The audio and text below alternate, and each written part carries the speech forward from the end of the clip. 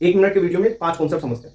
सबसे पहले centripetal acceleration होता है v स्क्वायर बाई आर या ओमेगा स्क्वायर आर लिख सकते हैं। एंगुलर एक्सेलरेशन होता है alpha D omega by dt, या आप अगर थीटा के रेस्पेक्ट में ओमेगा दिया हुआ हो तब आप क्या लिखोगे, omega D omega by D theta. ठीक है। स्टॉपिंग डिस्टेंस होता है u square by 2a। u क्या है यहाँ पे इनिशियल वेलोसिटी, a क्या है आपका जो भी एक्सेलरेशन दिया हुआ है वो है। अगर आपको एक वॉल दे रखी है, उससे l लेंथ की और m मास की एक रोड लटका रखी है और उससे नीचे वाले पॉइंट से आपको x डिस्टेंस पे आपको टेंशन पूछा है, तो टेंशन कैसे निकालोगे? टेंशन निकालते हैं, टेंशन इज इक्वल टू होता है मास इनटू जी। ठीक है, T बराबर mg लिखते हो ना, मास इनटू जी। पर सर ये तो x डिस्टेंस के लिए दे रखा है, तो ये यहाँ पे फोर्स जो मास है, फोर्स ये वाला मास लगाएगा x डिस्टेंस वाला, तो x डिस्टेंस के लिए मास कैसे निकाले? देखो l के लिए मास दे रखा है कैपिटल M, तो 1 के लिए 1 लेंथ के लिए मास हो जाएगा m बाई l, और ऐसे ही x डिस्टेंस के लिए मास निकालेंगे तो x से m by L into x हो जाएगा। तो x डिस्टेंस के लिए मास आ गया, अब रख दो यहाँ पे फॉर्मूले में T बराबर m by L X into G. तो यहाँ पे टेंशन आपको दे देगा किसी x डिस्टेंस पे। ठीक है, आपको ये याद रखना है x डिस्टेंस वो नीचे से दे रखा है या ऊपर से दे रखा है। ऊपर से दे रखा है तो नीचे वाली लेंथ क्या हो जाएगी, l माइनस एक्स। उस समय आपको l माइनस एक्स के लिए निकालना होता है।